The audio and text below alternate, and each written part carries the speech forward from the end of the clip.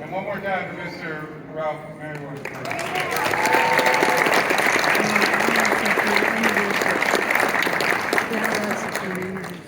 So we're going to go ahead and introduce the next person who's going to introduce it for the next award.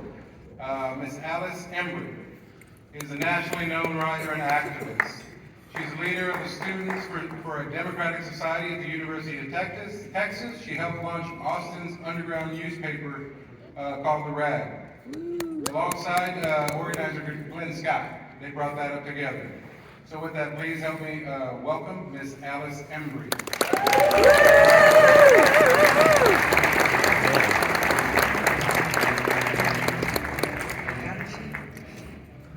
Sisters and brothers, I'm also in Texas State Employees Union and in the Texas Alliance for Retired Americans.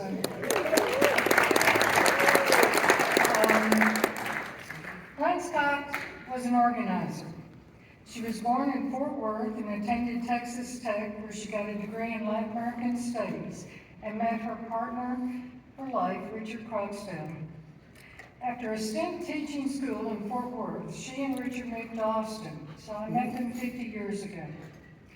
Determined to get information about women's history into Texas schools, Glenn founded People's History in Texas in 1975. She reached out to Latane Lambert, who had a long labor history, and Latane became her mentor and helped Glenn contact women who were involved in the historic strikes of pecan shellers and garment workers in the 30s and 40s. People's History in Texas gathered oral histories and produced a great documentary about them.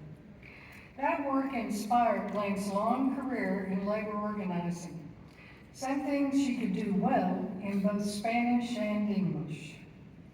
She started in 1982 organizing for AFSCME. Then, with the Amalgamated Clothing and Textile Workers, she organized hat and clothing workers and boot makers all over Texas. It began her trademark love for union-made hats and boots. After working with the Texas AFL-CIO Workforce Transition Project, Glenn started organizing with the American Federation of Teachers in 1996. Louis Mulfauer remembers standing with Glenn at a union table outside of school. No one was coming to the table. Glenn went marching into the school and returned with a long line of teachers and staff.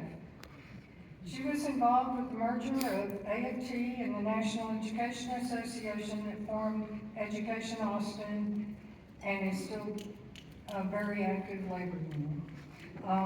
In 2007, AFT National drafted Glenn as a rep and sent her to organize in special hotspots all over the country.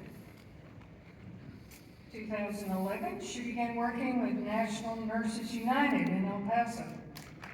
And when the Ebola crisis came to Dallas Hospital in 2012, she saw the doctors on the news in their hazmat suits and the nurses in uniforms that didn't protect them. She immediately organized a press conference to make sure nurses received the protective gear they needed. In 2017, having retired and battling cancer, Glenn continued to organize. She energized the Austin chapter of Texas Alliance for Retired Americans. She excelled in coalition work. She getting disability activists, union nurses, healthcare advocates, and Democratic Socialists of America outside Senator Cornyn's office to protest when Obamacare was on the repeal-in-place chopping block. In 2018, she organized labor and immigrant rights groups to take on Southwest Key, the charter school giant that was getting rich off immigrant family separation. Glenn was an organizer, but she'd also show up with soup when you were sick. And like the best organizer, she learned your story. And when you heard her introduce someone, it wasn't just a name. It was often an accolade. Greg Kassar shared a memory with a local reporter about meeting Senator Bernie Sanders. Well, Glenn introduced him as someone doing outstanding progressive work in Austin for decades. He was only 25. And he was very newly elected to the Austin City Council. But he said, she made it easier, but she also pushed me to try to live up to her kind words. Glenn loved Texas bluebonnets and live music. She had a great laugh and a singing voice, and always insisted on a picture. She was a socialist feminist, a labor organizer, a booth-wearing, hat-loving mother, grandmother, partner, friend, and mentor to so many. Oh, I'm sorry for that. Montserrat Gadabai remembered standing next to Glenn outside the school as she handed out leaflets and talked to as many people as possible. Then Glenn turned to her and said, "You do it." And so we all will do it. And I want to end with this. When we fight, we win. When we fight, we win. When we fight, we win. Okay, thank you very much.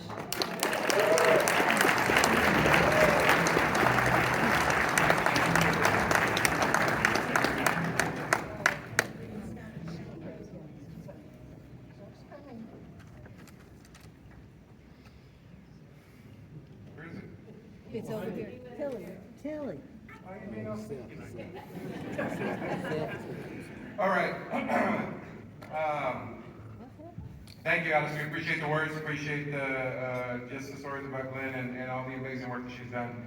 The next person that we're going to bring up is also going to talk about Glenn and share his experiences or some of his stories with Glenn. Zeph Capo is a public school science teacher. He's the president of Texas AFT and briefly served as the president of the Houston Federation of Teachers. Please help me welcome President Zeph Capo.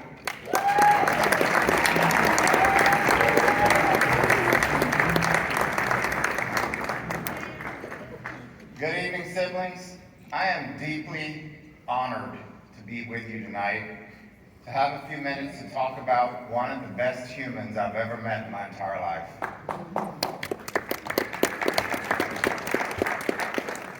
In 1997, Glenn Scott, in her exuberant personality, if you knew her, came rushing into my classroom the very first day I was there at John H. Reagan High School in Austin, Texas.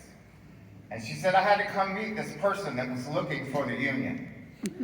And that day, and that meeting, started an opportunity that I wouldn't realize until later was impacting my life and would impact the leadership and the trajectory of my work over the next couple of decades. Because you see, I had the opportunity as a teacher in the classroom to spend evenings in the Austin office hearing about Glenn's organizing with the Textile Workers Union.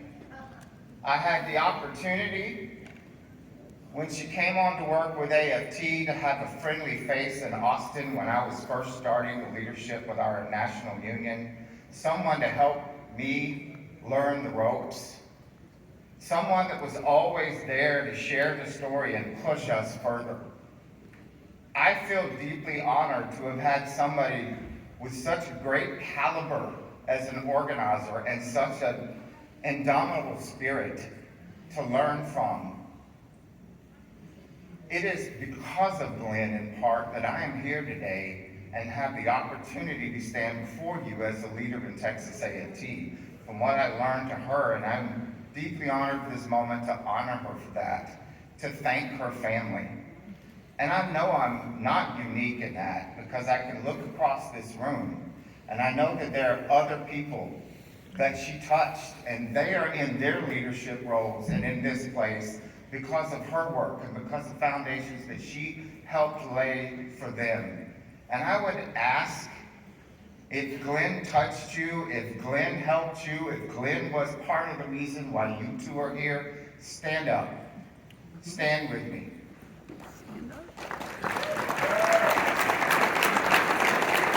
We are part of the living embodiment of her legacy, because there is nothing more fulfilling for an organizer than to help someone move their leadership and develop their skills and go forward.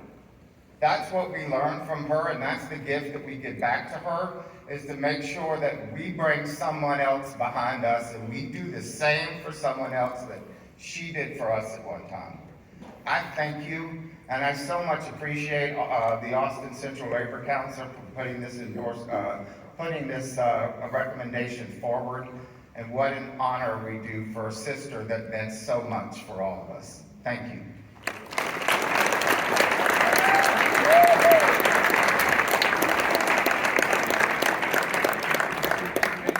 Richard.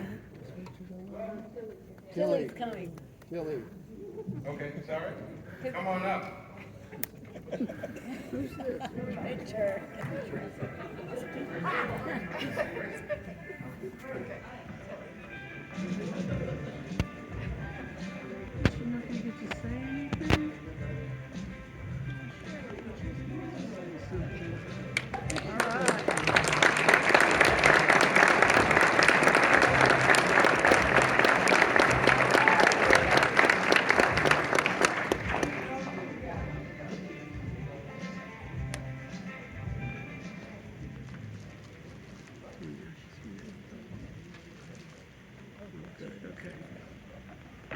I'll just say something real quick.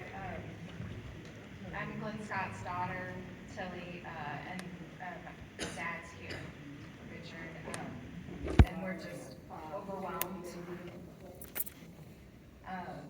And as a young girl, I have this core memory of understanding that my mother's work was really important, and she was so passionate about it. And I'm thankful, so thankful for that. And she couldn't be here today, but I brought her boots.